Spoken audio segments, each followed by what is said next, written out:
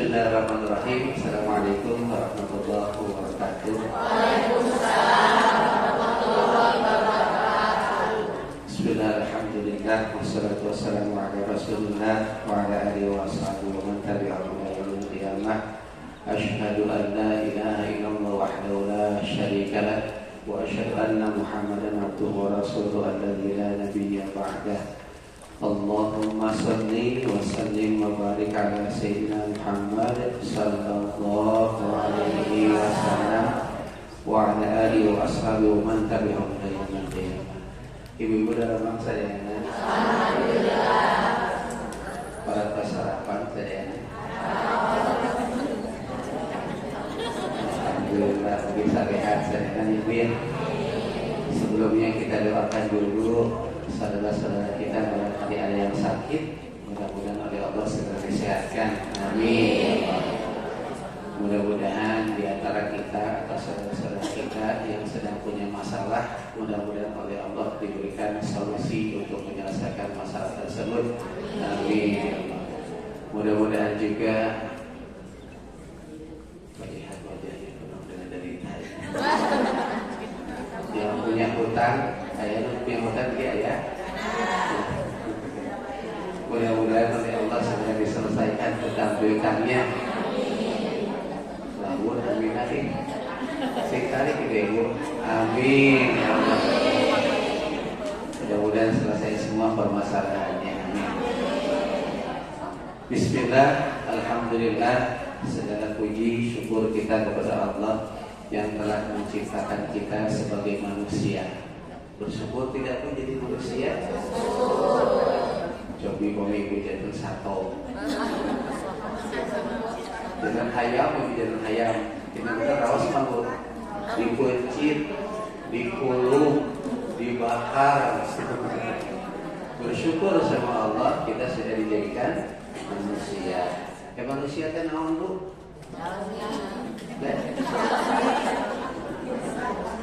Manusia itu dari bahasa Sunda ibu. Mana manusia? Betul itu. Itu peribahasa yang sangat-sangat sederhana tapi nyentuh. Mana manusia? Dari bahasanya mana yang punya kamu apa sih? Gitu ya. Apa sih ibu dan ibu di sini? Ada yang merasa bahwa apa yang kita miliki saat ini adalah hakikat yang milik kita ada? Ada. Tangan ibu punya ibu, rambut ibu punya ibu,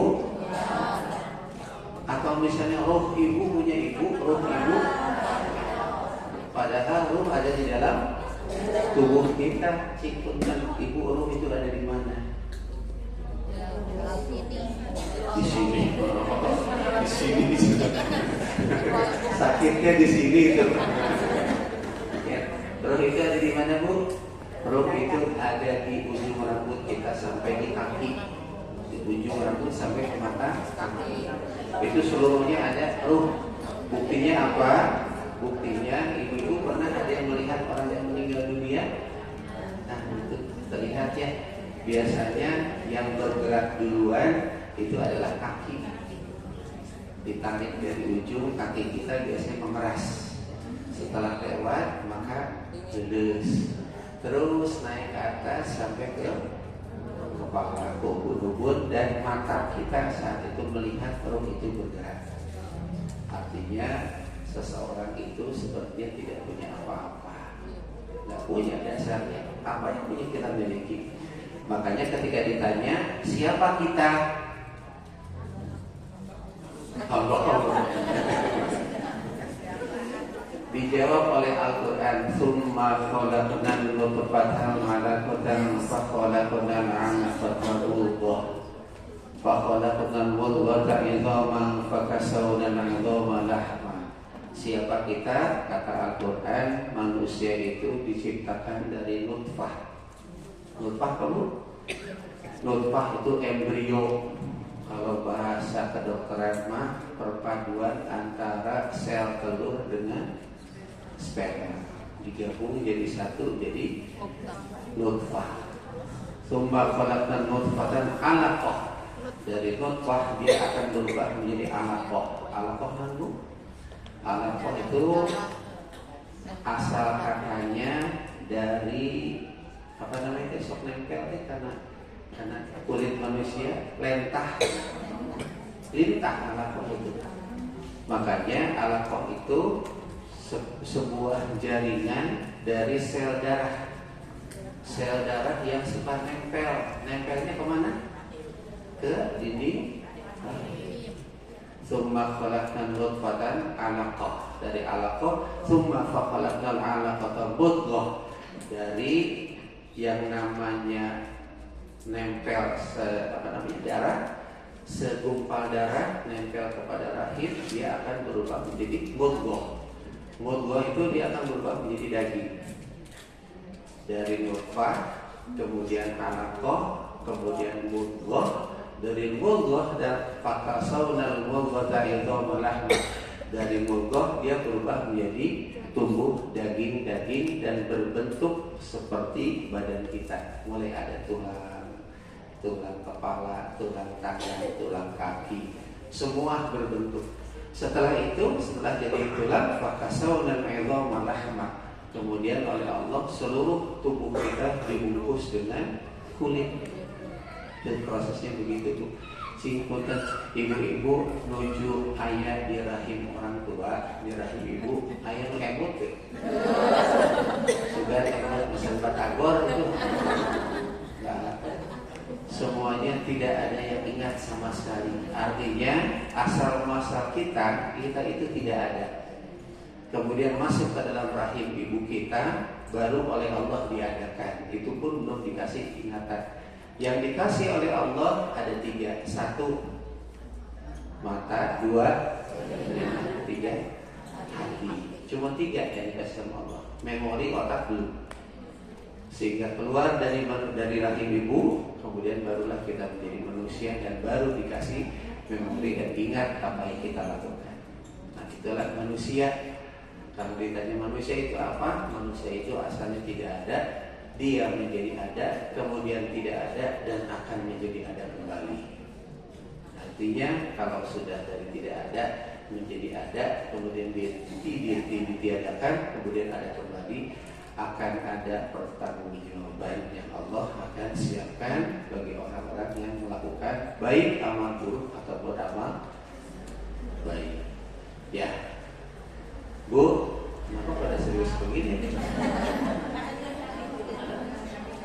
Itu manusia. Sekarang saya jadi ada pertanyaan, Bu. Kalau kita jadi manusia, apa yang paling kita butuhkan? Udah ada jadi manusia, Ibu. Sudah ada ruh, sudah ada badan, sudah ada nafas. Apa yang kita butuhkan? Yang kita butuhkan adalah rezeki. Betul, Bu? Ibu pergi apa sih? Simputan Ali pada Tumaros, ya. Allah pernah menjanjikan tidak, Bu? Allah akan memberikan uang yang banyak di dalam Al-Quran. Ya, ada tidak, Bu? Simputan angkat tangan yang ada. Yang tidak ada angkat tangan. Tadi lu ngomong naon? Angkat tangan siapa yang ada? Yang tidak ada angkat tangan. Berarti Allah tidak pernah menjanjikan uang yang banyak ya di dalam Al-Quran. Ada itu tidak? Ayat coba Ibu lihat surat Nuh ayat 10 sampai 12. Nuhnya ayat 12 dulu deh, Bu. Ayat 12 dulu. Surat Nuh ayat 12.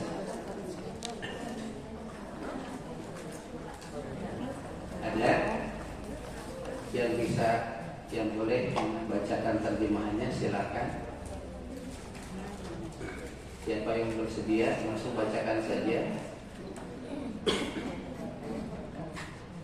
Apakah Allah pernah menjanjikan manusia akan diberikan uang yang banyak? Ada? Halo, yang punya mikir? Nuh ayat 12.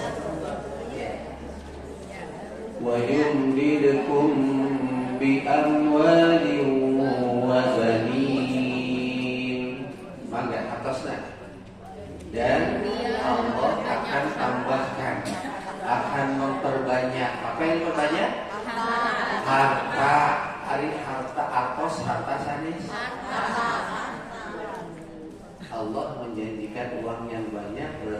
Allah menjadikan harta. Wa yumdidukum bi amwalin wa banin, dan Allah menambahkan uang yang banyak, harta yang banyak, rumah yang banyak, mobil yang banyak, seluruh apa yang kita butuhkan akan ditambahkan Allah, wa banin, dan anak-anak.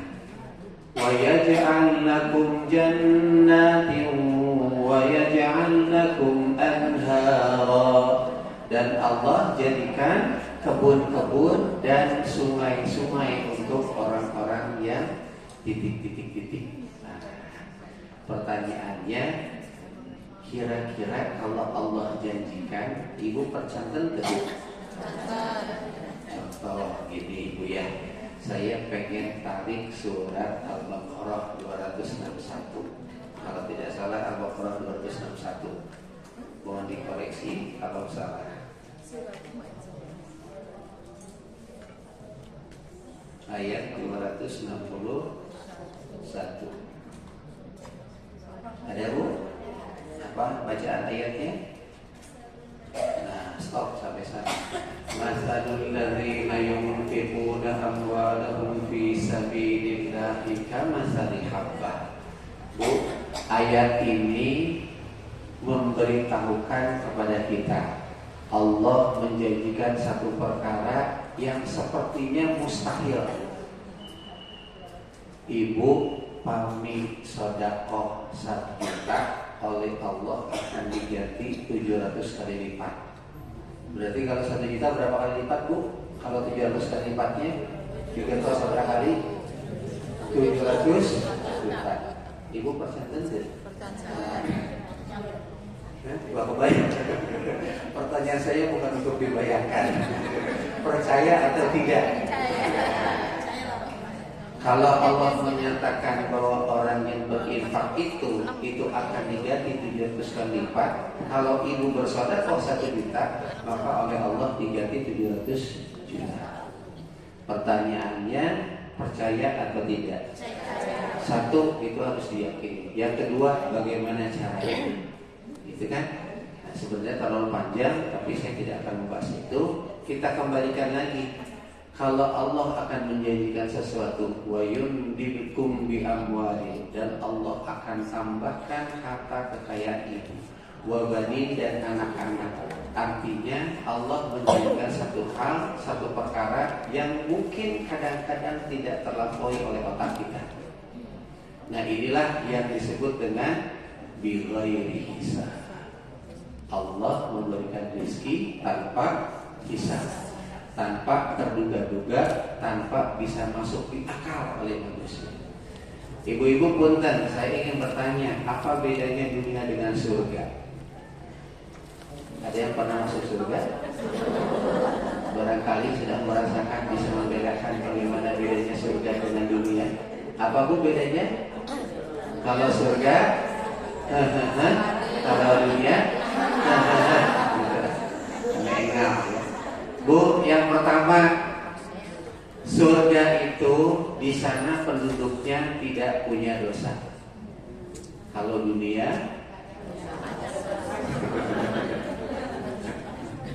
yang kedua, saya kasih clue-nya dulu. Yang kedua, di surga itu rezeki yang diperoleh oleh penduduk surga tanpa proses. Ibu hoyong cai terkedah ngagolakeun heula. Ibu pengen masak nasi terkedah ngakeul heula, terkedah macul heula, terkedah ngelakeun pare heula, terkedah panen pare heula, terkedah digebugan heula ka pare. Kan gitu ya. Pare sampai digebugan begitu kan, sampai begitunya itu proses yang dilakukan seseorang yang ingin mendapatkan rezeki di dunia. Imam Syafi'i dengan Imam Malik pernah berbeda pendapat. Ribut, misalnya seribut, berbeda pendapat. Kata Imam Malik, wahai muridku, jadi Imam Syafi'i itu muridnya Imam Malik. Muridku, ingat ya, yang namanya rezeki itu adalah oleh Allah pasti dijamin dan tidak perlu diusahakan apa-apa. Kata Imam Syafi'i, Imam Malik, guruku, mohon maaf, yang namanya rezeki itu adalah butuh usaha. butuh proses. Ya, betul ya Bu ya. Jadi mana yang benar Bu? Kalau disuruh pilih, ibu-ibu pengen pilih yang mana? Pilih pendapat Imam Syafi'i atau pendapat Imam Malik? Imam Malik. Yang paling enak mah Imam Malik ya. Dapat rezeki tanpa usaha. Eta pasea, eta antara guru dengan murid kekeh ribut. Kata Imam Malik, gak bisa, yang namanya rezeki mah pasti oleh Allah sudah disiapkan. Kata Imam Syafi'i, sebentar guru, harus diusahakan. Akhirnya gak beres, keluar tuh Imam Syafi'i, pergi ke ladangnya. Ladangnya itu ladang anggur, pas kebetulan lagi panen. Alhamdulillah, ini anggur pas asap dicabut satu-satu. Nih, saya ingin membuktikan ke guru saya bahwa anggur ini tidak mungkin bisa didapatkan kecuali kena dipelahkan kelak, kena disiram kelak, kena dikukuhkan kelak, jantan mencipta meski. Dimakan sebagian, kemudian dibawa anggur tersebut ke gurunya. Imam, alhamdulillah saya baru dari ladang dan ini anggur. Saya ingin memberikan anggur ini kepada guru. Kebetulan anggur ini usaha yang saya lakukan, rezekinya dapat usaha. Kata Imam Malik, alhamdulillah, ya rezeki ujung-ujung ayat. Jadi yang benar yang mana Bu? Kalau dipilih, disuruh pilih, saya yakin ibu-ibu ingin mendapatkan rezeki tanpa usaha. Tidak bisa.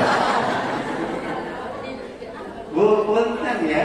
Yang namanya surga dengan dunia itu bedanya dua. Intinya dua. Satu, penghuni surga tanpa dosa. Yang kedua, penghuni surga mendapatkan rezeki tanpa usaha, tanpa proses. Pertanyaannya, apakah ada penghuni bumi yang saat ini tinggal di dunia mendapatkan rezeki seperti para penghuni surga? Pertanyaannya ada atau tidak? Ada. Saha. Ada atau tidak Bu? Ada. Bu, silakan lihat surat Ali Imran ayat 36. Oh, maaf 37, maaf 37.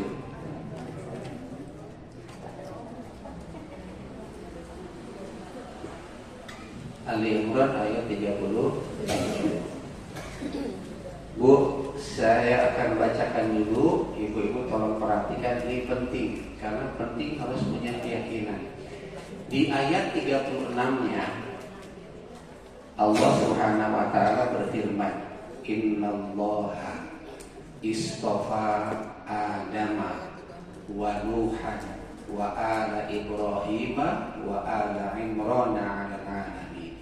Nah, pertama itu Bu, tolong diyakinkan dulu. Sesungguhnya Allah istofa Adama, telah memilih Nabi Adam. Satu yang dipilih siapa Bu? Nabi Adam. Yang kedua wa Nuhan, Nabi Nuh. Yang ketiga wa ala Ibrahim, keluarga Nabi Ibrahim. Berarti bukan nabinya saja, tapi ada istrinya, ada anak-anaknya. Mereka semua sudah dipilih oleh Allah Subhanahu wa taala. Yang menarik terakhir, siapa yang menarik yang terakhir? Yang terakhir adalah keluarga Bapak Imran. Ayo namanya Pak Imran dia suaminya. Mudah-mudahan amin dipilih sama Allah ya. Ini hebatnya Nabi Imran seorang bapak yang manusia biasa, bukan siapa-siapa, tapi kedudukannya disejajarkan dengan para nabi, dengan para rasul. Inna Allah astafa Adam wa Nuhan wa ala Ibrahim wa ala Ibrahim wa ala Imran 'alal 'alamin. Sesungguhnya Allah telah memilih Nabi Adam, satu, wa Nuhan Nabi Nuh, dua, ketiga Nabi Ibrahim dan keluarganya, yang keempat Bapak Imran dan keluarganya. Kata Bu, berarti Bu, kalau di sini saja sudah dicantumkan di dalam Al-Quran, penghuni bumi yang disamakan kedudukannya dengan para nabi dan para rasul, berarti bakal ada yang namanya penghuni bumi yang bisa menikmati nikmatnya surga, padahal masih hidup di dunia. Ada nggak Bu? Ada. Siapa dia? disebutkan di ayat 39. Fataqabbalaha 37 maaf. Fataqabbalaha rabbuha biqabulin hasanin wa ambataha nabatan hasana. Fataqabbalaha rabbuha biqabulin hasanin wa ambataha nabatan hasana. Maka Allah menerima apa Allah? Dari nazarnya istri Imran. Imran itu dengan istrinya belum diberikan keturunan. Kata para ulama, ada yang menyebutkan umurnya 90 tahun, ada yang bilang umurnya sampai 100 tahun, tapi yang pasti sudah sepuh. Dan saat itu istrinya Imran bernazar, ya Allah, seandainya aku diberikan keturunan, maka aku akan menjadikan anakku muharraran sebagai pengabdi yang tidak akan pernah lepas ibadah kepada tubuh. Ketika bernazar, maka fataqabbala rabbuha, maka Allah menerima nazar daripada istri Imran tersebut, dan beliau diberikan seorang perempuan yang bernama Maryam ini ternyata fataqabbalaha rabbuha biqabulin hasanin wa ambataha nabatan hasana fakaffalaha Zakaria. Maka yang bertanggung jawab atas pendidikan Maryam adalah Mahna, pamannya, namanya Nabi Zakaria. Nah, setelah itu, setelah diasuh lama, diberikan satu tempat yang namanya mihrab. Jadi di rumahnya Nabi Zakaria, oleh Nabi Zakaria disiapkan satu tempat yang namanya mihrab. Mihrab di sana Ibunda Maryam zikir, wirid, segala macam, tidak pernah jalan-jalan, tidak pernah ke pasar Sayati, tidak pernah sudah pernah ke BIP, nggak pernah cicing dirinya, nggak pernah kemana-mana. Tapi yang menarik, kullama dakhala 'alaiha Zakaria al-mihrab wajada 'indaha rizqa. Kullama, tatkala tiap-tiap Nabi Zakaria masuk ke mihrabnya tersebut, wajada 'indaha rizqa, geningan aya lauk emas, geningan aya duren, geningan aya anggur, geningan aya jengkol, mungkin. Terus begitu, setiap kali masuk ada rezeki, masuk ada rezeki. Ini masalahnya Ibunda Maryam tuh pernah kemana-mana. Nah, kan jadi aneh ya. Makanya kullama dakhala 'alaiha Zakaria wajada 'indaha al-mihrab wa wajada 'indaha rizqa qala ya Maryam anna laki hadza. Nih, ieu teh di mana nih rezeki teh?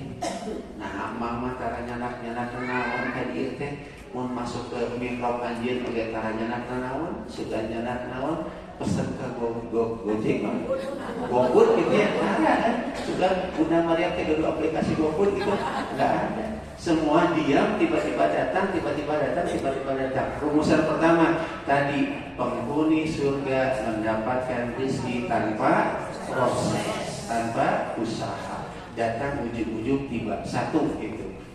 Kemudian ketika ditanya, qala ya Maryam anna laki hadza? Apa kata Maryam? Qalat huwa min indillah.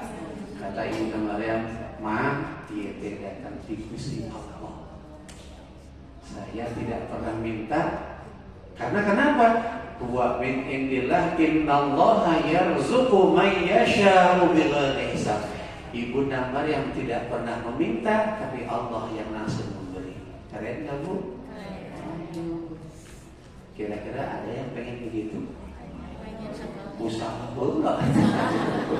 Ujung-ujung aja ada mungkin. Ya, Bu, perhatikan Ibu ini yang luar biasa. Pertanyaannya, bagaimana caranya Ibunda Maryam bisa mendapatkan nikmat seperti itu? Ibu pengen gitu Bu? Ya. Kembali lagi ke surat Nuh ayat 10-nya. Kalau Ibu ayat 13 kan disebutkan Allah akan menambahkan anak, harta dan anak. Kemudian Allah akan jadikan kebun dan jadikan sungai. Ayat 10-nya kita mundur dulu. Bagaimana caranya supaya mendapatkan rezeki tanpa terduga-duga? Faqultu astaghfiru rabbakum innahu kana ghaffara. Maka kata Nabi Nuh, hei nikmatku istighfar kalian kepada Tuhan kalian. Innahu kana ghaffara, karena sesungguhnya Allah itu Maha Pengampun dan Maha Pemaaf. Ya, kemudian yursilis samaa 'alaikum bidrara, Allah akan turunkan hujan dari langit. Wa yumditkum bi amwalin wa banin, dan Allah akan tambahkan harta dan anak-anak. Ternyata rumusannya kalau ibu-ibu ingin mendapatkan rezeki itu dengan istighfar. Tapi itu baru mendapatkan rezeki. Yang jadi pertanyaan, ada satu kata yang disebutkan innallaha yarzuqu man yasha bighairi hisab. Gimana caranya supaya mendapatkan harta yang tanpa diduga-duga, tanpa terprediksi, tanpa kepikiran ke orang begitu ayat itu. Ternyata rumusannya Bu dibantu dengan surat Al-Baqarah, disebutkan di sana wasta'inu bis-sabri was-salah. Minta tolonglah kalian dengan sabar dan sabar. Salat, sabar jelas salat yang jadi masalah. Ketika dia gabungkan antara salat dengan istighfar, maka muncullah yang disebut dengan salat. Bu, apa bedanya istighfar dengan taubat? Istighfar mah tidak mengulangi, kalau taubat boleh mengulangi. Iya Bu? Taubat tidak mengulangi perbuatannya. Taubat kalau istighfar? Mohon ampun. Mohon ampun. Apa Bu? Bagus, tapi kurang dikit lagi ya. Kalau istighfar itu yang pertama adalah untuk dosa-dosa kecil. Nah itu ya, untuk dosa-dosa kecil maka silakan perbanyak istighfar. Ibu hilaf bisa menyakiti hati orang lain tanpa sengaja, istighfar langsung. Ibu hilaf, dia bisa nanya aku anu batur kan tidak sengaja itu ya, lupa istighfar. Kalau tobat itu biasanya untuk dosa-dosa besar. Dosa-dosa yang susah tidak mungkin bisa dimaafkan dengan istighfar. Pertanyaannya begini Bu, kalau saya ibu pegang bolpen ya, tolong coretkan ke tangan ibu satu coretan. Silakan coret, jangan bercanda.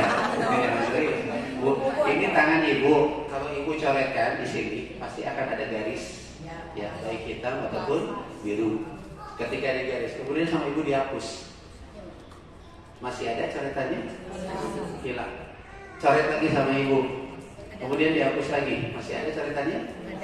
Hilang. Ya, ada, hilang, ada, hilang. Coret, hapus, hilang. Coret, hapus, hilang. Seperti itu.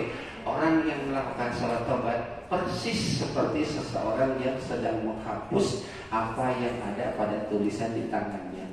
Ketika itu tercoret, maka itulah dosa yang dilakukan. Kemudian kita tobat, kita hapus, maka dosa tersebut akan hilang. Bu, rumusan kedua, yang namanya surga itu adalah orang-orang yang tanpa dosa. Pertanyaannya, ibu-ibu didik air tanpa dosa?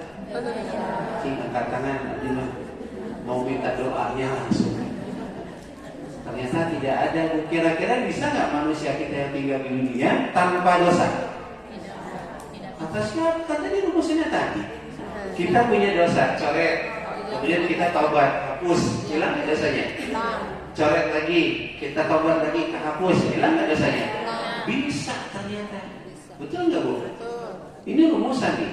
Ternyata manusia itu bisa hidup tanpa dosa. Dan inilah yang akan menjadikan seseorang nanti Allah diberikan rizki tanpa terduga-duga bighairi hisab.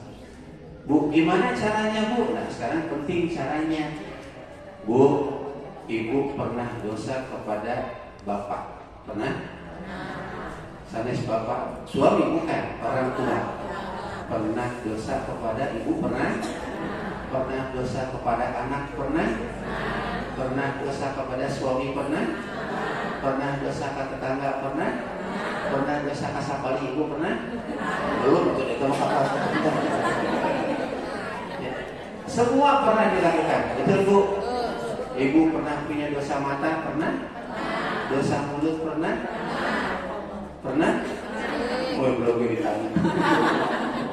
Kayaknya manusia itu tidak akan pernah lepas dari dosa. Betul Bu, nanti pulang ke rumah, ibu catat dosa yang sudah dilakukan kepada orang tua. kepada ayah satu, ayah saya pernah ngebohong waktu ketika mau jajan saya pura-pura minta SPP karena buat jajan. Pernah gitu ayah? Ayah tuh? Ya saya merasakan itu sekarang. Kepada bapak pernah dosa apa? Kepada ibu pernah kebentak? Pernah? Walaupun tidak sengaja, tapi kadang-kadang apa yang kita ucapkan banyak dosa. Kepada anak kita bu, pernah ibu menjanjikan sesuatu tapi tidak terpenuhi? Pernah? Kepada suami apalagi, ya makanya saya dalam setiap hari bu, ya saya rutinkan minimal saya 20 kali untuk sholat taubat. Yang pertama saya sholat taubat buat bapak saya. Yang kedua saya sholat taubat buat ibu saya. Yang ketiga saya sholat taubat buat istri saya. Yang keempat saya sholat taubat untuk istri saya. Yang kelima saya sholat taubat untuk istri saya. Yang keenam saya sholat taubat untuk istri saya. Ini pasti mikirnya lagi. Sudah kebayang sehari saya opat sebenarnya. Bukan, itu saking banyaknya dosa saya sama istri makanya sholat taubatnya banyak. Itu bu maksudnya.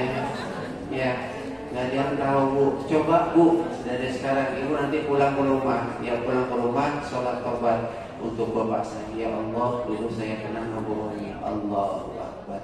Salah saya assalamualaikum warahmatullahi ibu. Ya Allah, saya pernah membentak ibu saya. Ya Allah. Bangun langsung sholat lagi.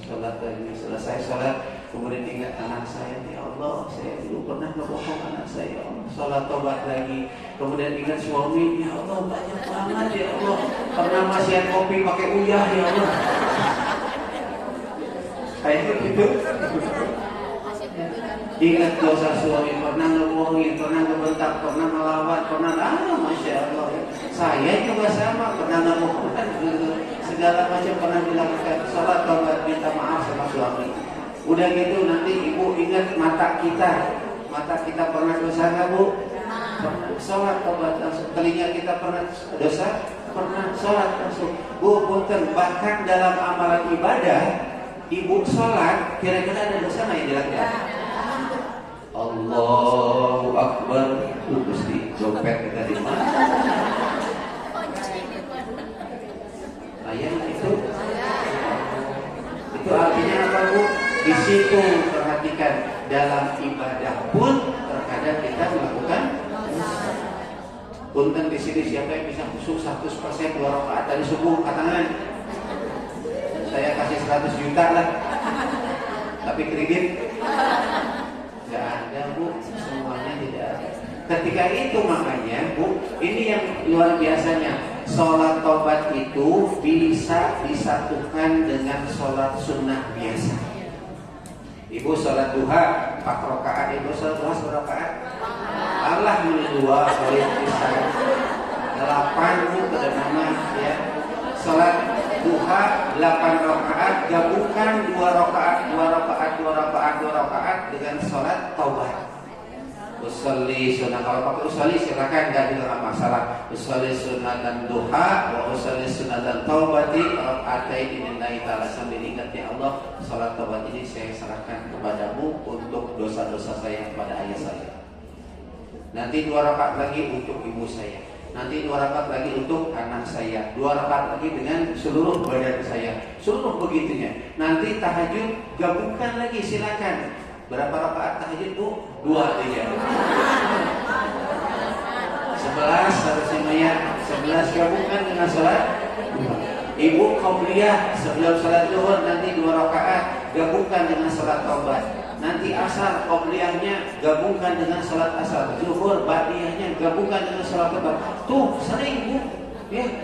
Artinya minimal kalau ibu tidak bisa bekerja setiap hari begitu banyaknya, bu, nanti jam 9 malam ibu sebelum tidur ambil wudhu, sholat 2 rakaat untuk seluruh dosa-dosa saya yang sudah saya lakukan semenjak saya akil balik sampai minimal sehari sekali ibu sholat taubat.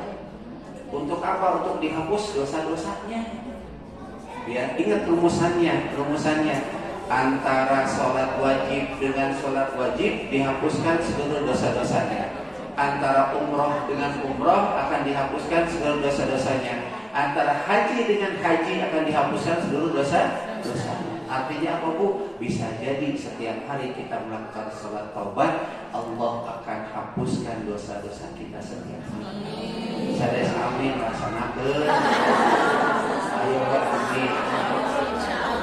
Ya, insyaallah harus ya Bu ya. Ya. Nanti rumusannya begini Bu. Ingat tadi rumusannya. Penghuni surga itu ada dua. Satu, dia tidak pernah melakukan dosa. Bagi kita tidak mungkin, karena kita pasti melakukan dosa. Tapi Allah maha sayang, maha sayang. Bahkan Allah itu saking sayangnya, ketika kita melakukan dosa, sama Allah terus diberikan rezeki tidak pernah putus. Betul Bu? Oleh Allah diberikan sehat, Ibu tidak pernah putus. Padahal dosa setiap saat. Oleh Allah tidak pernah ditutupi aib-aib kita ketika kita melakukan dosa. Betul Bu? So punten kalau aib kita dibuka sedikit saja. Saya yakin ibu-ibu mau pantun kalau ke bumi, ketemu dengan tetangga malu. Betul Bu? Dengan keluarga malu, segala macam. Itu kalau dibukakan aib-aib kita. Yang terakhir Bu, dikata dalam kitab Nasul Ibad, Allah itu menunda hukuman bagi orang-orang yang melakukan dosa, padahal dia melakukan dosa setiap saat. Ditunda Bu. Punten kalau Ibu satu dosa yang dilakukan tahu-tahu ada azab dikasih, kira-kira kumaha Bu? Terus Mau hidup. Yang pasti malah bakal hidup. Karena kenapa? Bu, azab itu sebagian kecil. وَلَنَبْلُوَنَّكُمْ بِشَيْءٍ مِّنَ الْخَوْفِ وَالْجُوعِ وَنَقْصٍ مِّنَ الْأَنفُسِ وَالثَّمَرَاتِ dan seterusnya. Dan telah kami uji manusia dari sebagian kecil saja. Ibu diuji sama Allah itu kecil, sebagian kecil. Punten, selama 1 tahun Ibu sakit berapa hari? Sehatnya berapa hari, sakitnya berapa hari? Bayangkan saja. Banyak sehat. Ya, banyak sehatnya, banyak sakitnya. Itu sedikit saja. Kita makas di pasien nyeri wawas. Pukul sus nama beledogan naon. Ya Allah. Artinya di sini Bu, satu rumusannya. Kalau Ibu ingin menjadi orang-orang yang mendapatkan rezeki tanpa hisab, satu, banyak-banyak salat. Karena kenapa? Dosa inilah yang menjadi perisai antara rezeki dengan kita. Butuh Bu, demi Allah akan menghalangi rezeki kita. Bu, punten ya, rezeki itu bukan hanya berbentuk harta, bukan berbentuk uang saja, tapi rezeki itu bisa jadi puncak rezeki adalah ketika Allah memberi sakinah. Itu puncaknya itu Bu. Huwallazi anzala as-sakinata fi qulubil mu'minin. Dialah Allah yang telah menurunkan sakinah di dalam hati orang-orang yang beriman. Ibu seatos tapi di bumi pasti baik sareng salaki kumaha kira-kira. Ibu seatos atos miliaran triliunan tapi murah kali murah raung kumaha enakna nyaman enggak? Ibu dikasih uang secukupnya, cukup kamu ke Paris, cukup kamu takdir. Tapi ada anak soleh Bu, cukup buat beli Alphard misalnya, insya Allah itu akan membuat ketenangan. Yang pasti cukup ya, tidak merasa lebih. Ingat Bu, rumusannya orang-orang yang melakukan taubat terus-menerus, maka oleh Allah akan disiapkan rezeki seperti penduduk bumi yang mendapatkan kebaikan penghuni surga. Saya sampai jam berapa? Jam 12? Ya? Ya. Nah, ibu-ibu dari sini kita bisa membayangkan bagaimana seorang yang mendapatkan rezeki seperti penghuni di surga, Bu. Artinya ibu siap sekarang? Silakan tuliskan Bu, tuliskan dulu dosa-dosa yang sudah dilakukan sama Bapak. Silakan tuliskan dosa-dosa yang sudah dilakukan kepada orang tua kita.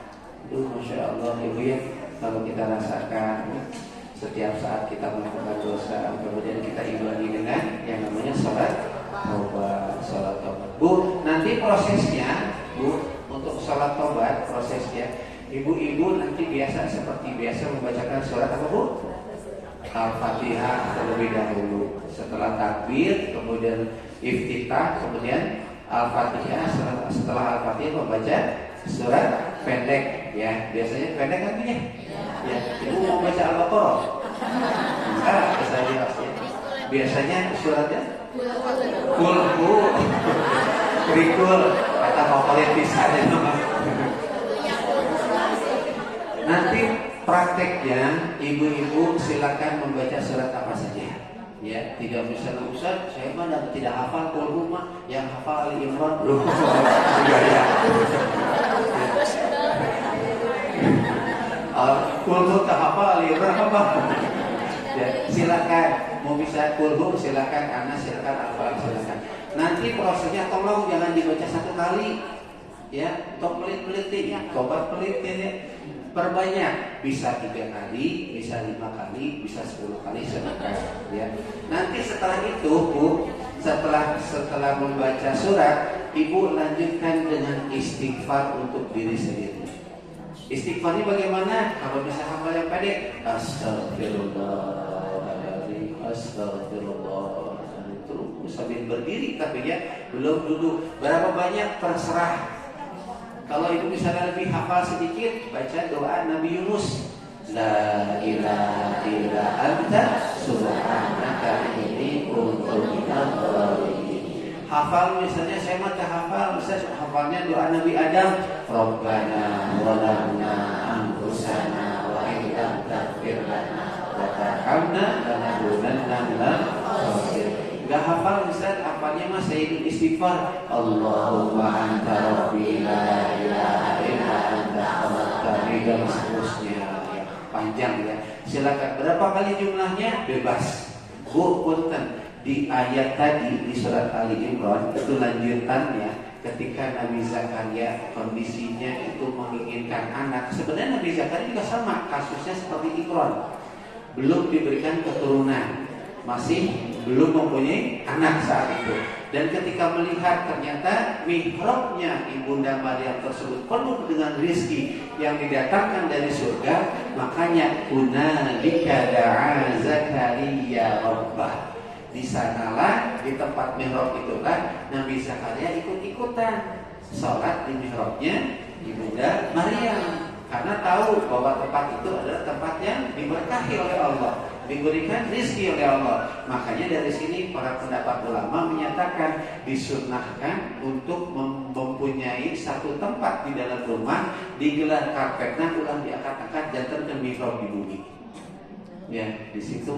Jadi ibu salat sunah di sana dong, di dia udah ditungkeng di dapur, ya pindah di ke depan gitu, ke teras ke jangan, tetap di situ, karena itu menentukan rezeki barokah yang akan Allah turunkan. Ibu ngajarin anak-anak silahkan disuruh digunakan. Makanya para ulama menyatakan ketika hunalika da'a Zakaria rabbah, di sanalah Nabi Zakaria berdoa kepada Tuhannya. Apa doanya? Rabbi habli min ladunka dzurriyyatan thayyibah innaka sami'ud du'a. Ya Allah, kasih hamba keturunan dari sisimu yang paling terbaik. Ya bahasanya begitu. Makanya doanya lumayan, min ladunka dzurriyyatan thayyibah innaka sami'ud du'a. Sesungguhnya engkau yang maha mendengar doa-doa. Nah, ketika ternyata bagaimana cara kondisinya Nabi Zakaria itu cara berdoanya? Nabi Zakaria berdoa sedang melakukan sholat dan sambil berdiri. Ketika berdiri, fanadatsul, ayat berikutnya ayat 39, fanadatsul malaikatu wa huwa qa'imun yusalli fil mihrab. Lagi tiba-tiba lagi sholat, bahwa qaimu yusalli fil mihrab, dia sedang berdiri sholat di mihrabnya ibunda Maryam. Fanadatsul malaika, tiba-tiba malaikat Jibril memanggil Nabi Zakaria. Jadi disunahkan ternyata berdoa ketika dalam keadaan berdiri. Boleh diijabah. Ini Nabi Zakaria melakukan ini ketika beliau puluhan tahun belum mempunyai keturunan. Beliau berdoa, Rabbi habli min ladunka dzurriyyatan thayyibah innaka sami'ud du'a. Dan beliau sambil berdiri melaksanakan salat. Lagi berdiri, tiba-tiba datang malaikat, fanadatsul malaikat wa huwa qa'imun yusalli fil mihrab. Apa yang disampaikan oleh malaikat? Innallaha yubashshiruka bi Yahya. Hei Zakaria, Allah telah memberikan kabar yang baik akan diberikan seorang anak yang bernama Yahya. Yahya artinya apa Bu? hirup. Hidup artinya maksudnya apa? Ketika sudah tidak memungkinkan seorang mendapatkan keturunan, oleh Allah diberikan kehidupan yang baru yang namanya ya. Ternyata boleh Bu. Jadi sholat sunnah itu ketika berdiri, sholat taubat, berdiri baca surat Al-Fatihah, kemudian baca surat-surat pendek, kemudian dilanjutkan dengan istighfar. Nanti setelah istighfar menurut Ibu cukup ya seberapa kali hoyongna Bu? 100.000. Ketika selesai nanti Ibu ruku, Allahu Akbar. Bacaannya silakan bacaan yang Ibu ketahui. Subhana rabbil azim wa bihamdi silakan. Mau misalnya Allahumma firli lupa lagi saya. Pokoknya baca itulah ya. Selesai Subhana rabbil azim wa bihamdi, kemudian dilanjutkan dengan istighfar lagi. Jangan buru-buru berdiri. Ya. 10 kali memang. Tinggal hitung aja dosa-dosa Ibu ada berapa, nah istighfarnya segitu. Ya, ruku nanti selesai baca istighfar lagi, astagfirullah, astagfirullah. Bu, istighfar itu bukan ucapan. Istighfar itu hati. Ibu sekali juga cukup sebenarnya, tapi sudah mengingat ya Allah, dosa-dosa saya banyak banget. Nah, itu istighfar. Istighfar apa sih buat Ibu? Bukan mohon ampun, aku salah. Itu ya, betul, aku salah. Ibu kadang-kadang ketika istighfar, ucapan istighfar, tapi tidak mau mengaku salah sama Allah. Betul. Ya Allah, saya salah ya Allah. Tadi salat zuhur harusnya jam 12, saya jam 4. Ya Allah, saya salah ya Allah. Tadi segala macam ya doa saya sudah kita ngaku salah di hadapan Allah. Istighfar sekali ya sebenarnya cukup, tapi dalam hati kita ya Allah sambil netes ketika sujud, tetesan air mata itu luar biasa. Ketika berdiri kemudian kita mengaku salah, ingat salah kita, netesin air mata itu lebih hebat dibanding hanya segala baca istighfar 100.000 kali. Kemudian ketika bangkit, sami'allahu liman hamidah. Ketika bangkit baca juga istighfar. Allahumma anta rabbi la ilaha illa anta khalaqtani. Pengakuan bahwa kita itu diciptakan oleh Allah. Kita tidak punya apa-apa yang minta ampun. Sampai selesai semua berdua rakaat. Assalamualaikum. Kemudian Ibu lanjutkan dengan sholat taubat yang lain. Nah ini Bu ya. Jadi sholat taubatnya seperti itu. Ya, jadi bukannya sekedar sholat taubat, tapi harus diresapi betul-betul dalam hati pengakuan salah kita. Memang makanya yang paling baik itu sholat taubat dilakukan di malam hari. Ibu-ibu sholat tahajud dilanjutkan dengan atau digabungkan dengan sholat taubat. Boleh nggak Bu bareng Bu? Dibarengkan antara sholat taubat dengan sholat tahajud. Boleh deh? Boleh. Seperti karena ini amalan sunnah ya. Amalan sunnah itu diperbolehkan untuk digabungkan. Contoh misalnya Ibu puasa Syawal setelah Ramadan kan ada puasa Syawal, itu boleh digabungkan dengan puasa Senin Kamis. Silakan. Jadi Senin Kamis dapat puasa Syawalnya juga. Ini juga sama, ketika Ibu sholat taubat digabungkan dengan sholat tahajud, tahajudnya dapat, sholat taubatnya pun dapat. Insyaallah. Siap Bu jadi manusia bumi yang tanpa dosa? Siap Ibu. Niatnya? Kalau niatnya mau pakai bahasa Indonesia, mau pakai Jerman. Sudah. Gusti simpuring hoyong melaksanakan sholat duha. Gusti abdi hoyong sareng melaksanakan sholat taubat dihijikan Gusti. Allahu Akbar. Sudah boleh. Itu bahasa Sunda ya. Kalau bahasa Jepang, ya bahasa itu deh. Ya. Kalau mau pakai bahasa Arabnya usolli sunatan duha, usolli sunatan taubati, rakaataini ada anillahi ta'ala. Allah boleh silakan ya. Tanpa begitu pun silakan hanya berniat untuk melaksanakan sholat duha dengan sholat taubat disatukan ya. Maka silakan Ibu ada yang tanyakan dulu. Selama ini kami sholat taubatnya dipisah. Bade duha, taubat heula, Kalau mau dipisah boleh lebih baik ya. Tapi misalnya Ibu pengen lebih banyak, silakan satukan dengan amalan. Contoh begini, Ibu misalnya bapak-bapak ya, bapak-bapak ini biasanya sudah sholat mau sholat zuhur misalnya, beliau wudu dulu Wudu dari rumah datang ke masjid biasanya melakukan salat apa bu? Tahiyatul masjid. Boleh tidak disatukan dengan salat qobliyah? Kebetulan sudah adzan. Boleh. Boleh tidak disatukan dengan syukrul wudu? Jadi 2 rakaat yang dilakukan itu dengan 3 niat.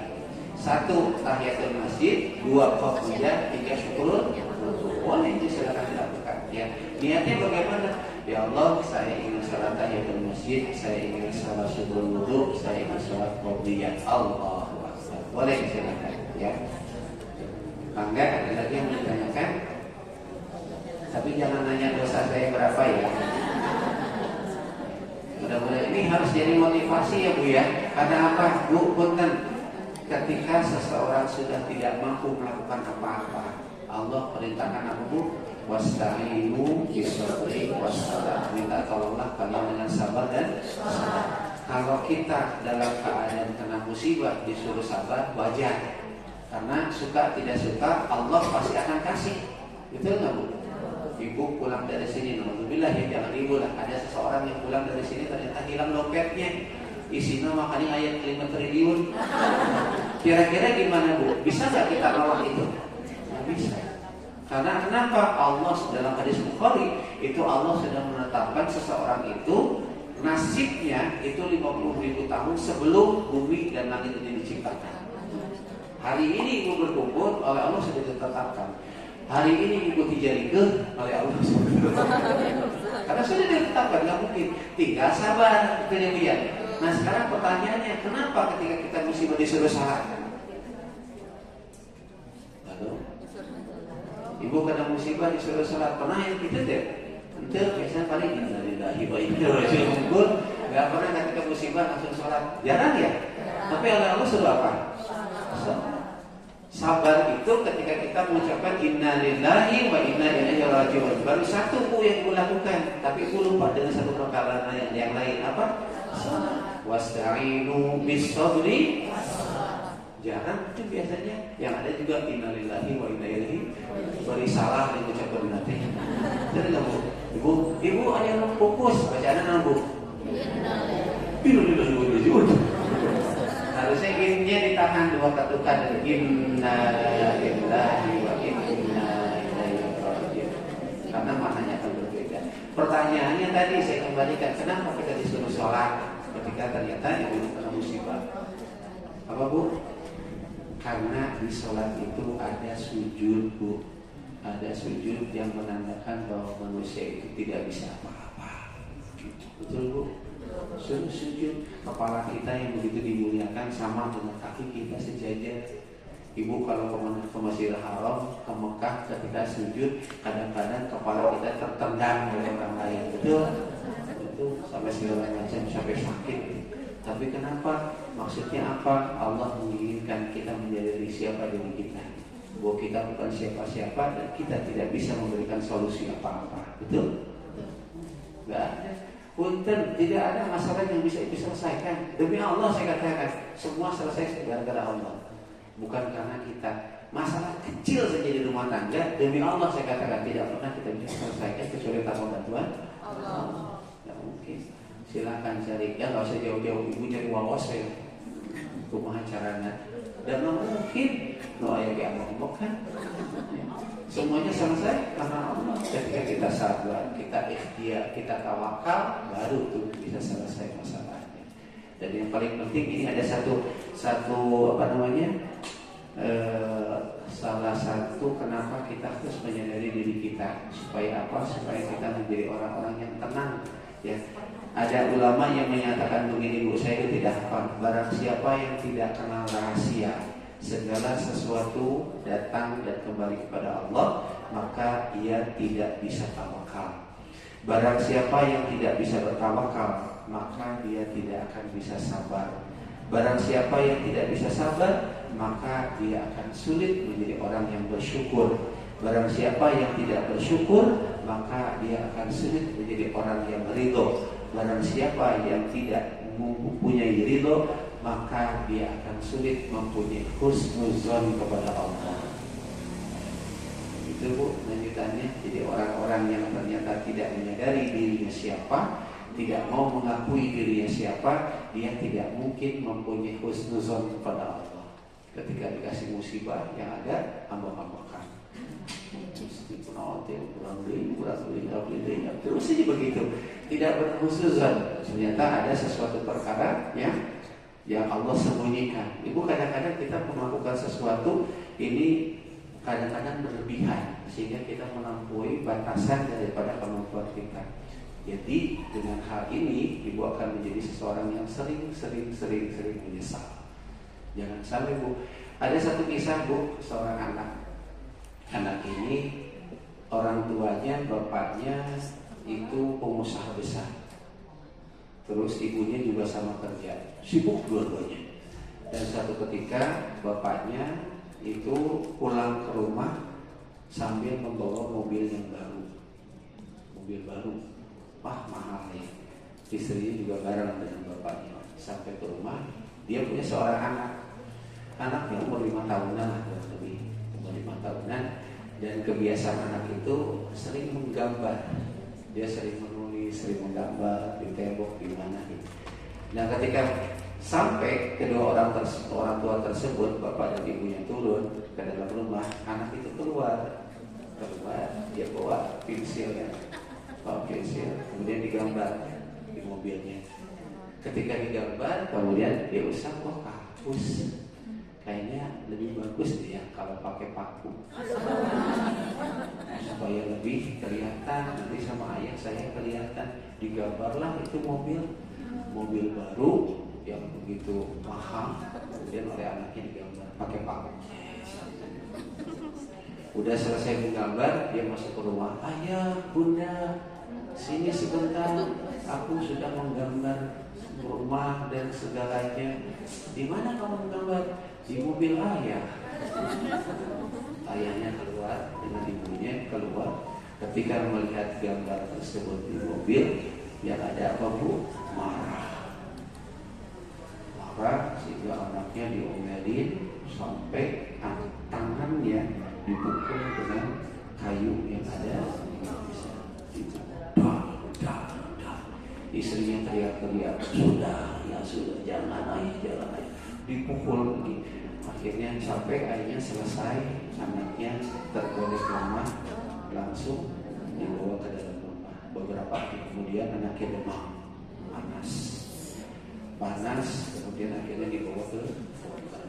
Sampai di dokter, kata dokternya, Bapak Ibu, mohon maaf, anaknya tangannya ini sudah membiru, kemungkinan busuk dan bisa merembet. Salah satu caranya adalah harus diamputasi tangannya kanan. Akhirnya dengan berat hati si bapaknya menandatangani perjanjian persetujuan bahwa anaknya ini harus diamputasi. Setelah diamputasi selesai, dipotong tangan kanannya, anaknya terbangun. Pertama kali yang dilihat adalah ayah dan bundanya. Sambil terbangun, ayah, anaknya berkata, "Adik mohon maaf, minta maaf, adik tidak akan melakukan itu lagi. Adik janji ayah tidak melakukan itu lagi. Ayah boleh melakukan apa saja, adik janji." Tapi ketika setelah itu anaknya tersadar melihat tangannya sudah tidak ada. Saat itu anaknya bilang, "Ayah, kemana tanganku? Tolong kembalikan tangan adik, ayah. Tangan adik ini kemana? Adik pengen nulis, ayah. Adik pengen naik sepeda, ayah." Si ayah perutnya tertunduk, tidak bisa melakukan apa-apa. Karena apa? Emosi sesaat yang merusak dari masa depan anaknya. Ya. Hati-hati, Bu. Ya. Jangan sampai kita menjadi orang tua yang biasa. Karena emosi asal dengan anak kita, sehingga kita melampiaskan dengan tanpa perhitungan. Ya. Ternyata ya seperti itu penyesalan yang sudah tidak bisa diulang lagi. Tidak mungkin lagi anak itu bisa mempunyai anak itu tidak akan pernah lagi bisa naik sepeda karena anaknya sudah diabetes. Kenapa pada nangis begitu? Jadi kalau mengingat itu bapak kita untuk pelajarannya sangat luar biasa. Mudah-mudahan ibu-ibu dikasih kesabaran, karena sabar itu kunci ya. Sabar ini kunci ketika seseorang tidak melakukan dosa ya. Semua, karena sabar ini bukan hanya sabar biasa. Makanya itu saja barangkali ya, cukup barangkali ya.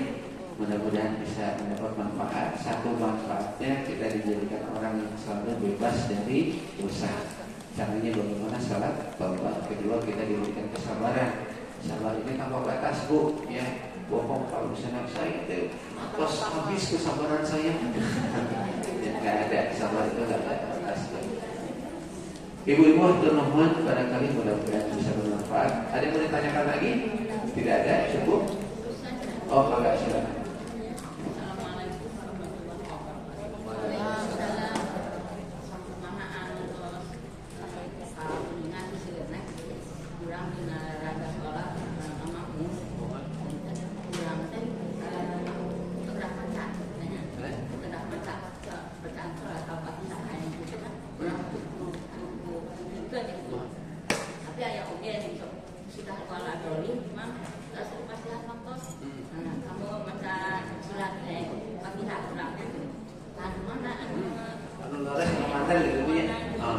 Yang betul dua-duanya. Ibu membaca Al-Fatihah silakan dengan catatan sudah mendengar bacaan imam dari awal sampai akhir. Jadi ada ibu-ibu namanya naros. Kalau kita sedang bermakmum, kemudian kita di belakang kita, di depan kita ada imam yang membaca surat Al-Fatihah. Kemudian ada yang mendengarkan saja tanpa membacakan surat Al-Fatihah kembali. Ada yang membaca surat Al-Fatihah lagi. Jadi dua kali ya. Dia mendengar dan membaca. Mana yang betul? Dua-duanya betul ya. Selama catatannya, kalau ibu mendengarkan, ibu harus mendengarkan dari awal, dari Bismillah sampai walau.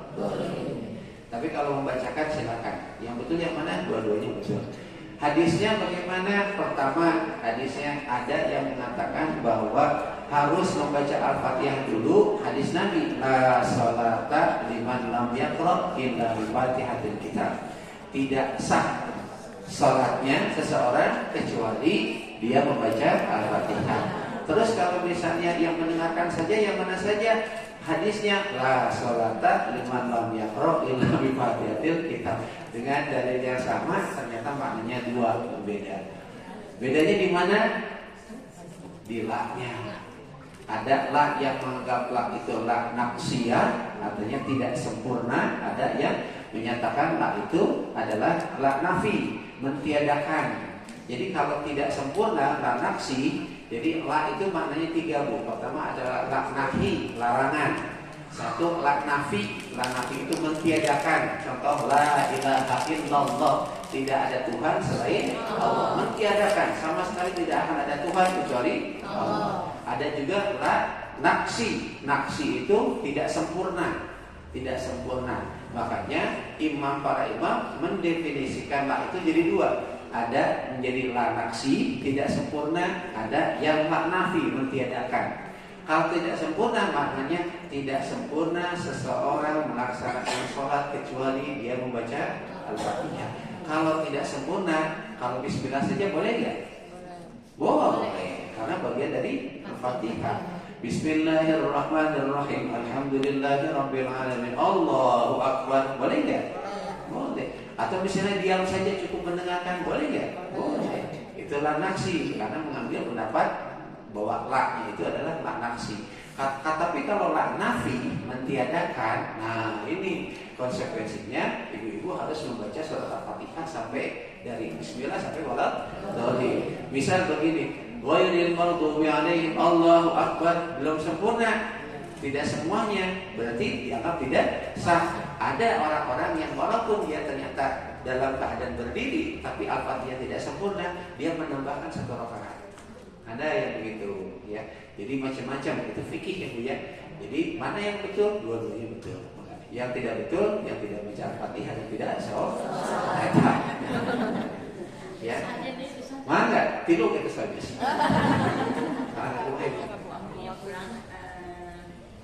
Umi gitu ya. Di antara subuh sama kurang sare. Saja ada pada itu sampai baca sholat tahajud, ayat sholat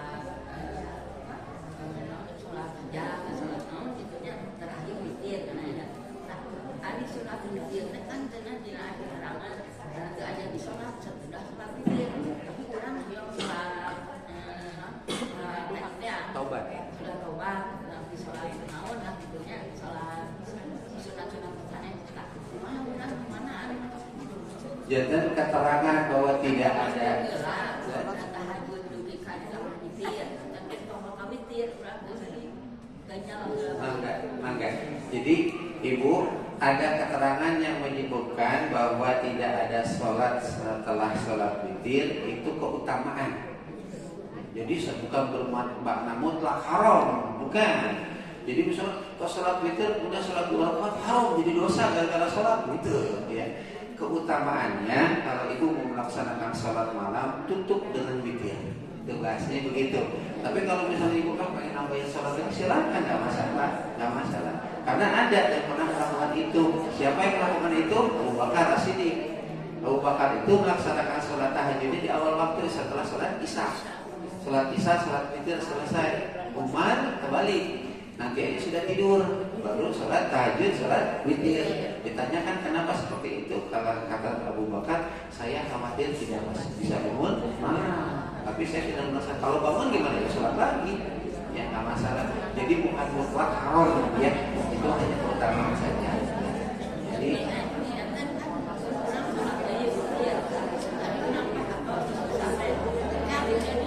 terkadang witir deui, apa cekap witir nanti. Jadi ibu sholat tahajud, terus sholat witir, badai tambahan sholat naon, misalnya sholat hajat, terserah. Tapi ulah ditambahin sholat witir deui. Artinya mangga ibu mangga. sholat sunat jantan hilaf gitu loh. Nah, kita biasa ditambih kalau sujud sahwi. Terkedah. Langsung saja sholat sunat yang lupa mah langsung yakinkan saja. Saya sudah 2 rakaat atau belum. Kalau belum berarti ditambih itu. Nah, kecuali sholat fardu itu dengan sholat sujud sahwi. Karena sujud sahwi khusus untuk sholat wajib saja. Karena hukumnya beda. Ya, kalau wajib kan dosa, makanya ditambahkan dengan sujud sahwi. Kalau sholat sunat mah kantung emot deui murah. Jadi hiji 2 aja. Kalau 1 harus ditambahin 1 rakaat tadi. Ya, kalau 2 ya sudah 1 disalam. Maka ada lagi Bu. Kamu katanya, insyaallah sudah paham ya. Maka mudah-mudahan bisa bermanfaat. Pertama, kembali lagi kepada Allah. Bu, punten kita ini hidup sebentar, tidak lama, ya. Dan tidak ada yang tahu kapan ajal itu akan datang. Ketika ajal itu datang, maka yang ada jangan sampai penyesalan. Jangan misalnya sampai amalan yang kita lakukan harusnya bisa kita lakukan, ternyata tidak bisa. Ibu atau ustaz kumaha itu sampai yang cangkel nyeri segala macam, sholat ya sambil cari, ya gitu ya, tidak bisa sambil diri. Atau kumaha cari cangkel nyeri, sholat nggak boleh, ya. Atau kumaha betul tidak bisa, sholat dari isyarat ya gitu ya. Atau isyarat itu kita bisa nyata apa? Sholat ya sering bisa. Jangan dulu itu mah. Ya, itu ya Bu ya. Ya semangat ibu-ibu ya, hidup itu simpel lah ya. Yang namanya ilmu itu simpel. Kalau kita mau bikin mudah ya, insyaallah segala sesuatu ya kan dimudahkan oleh Allah. Itu saja barangkali ibu termohon mudah-mudahan bisa bermanfaat. Kita tutup dengan doa kafaratul majlis. Subhanallahumma wa bihamdika asyhadu an la ilaha illa anta astaghfiruka wa atubu ilaik.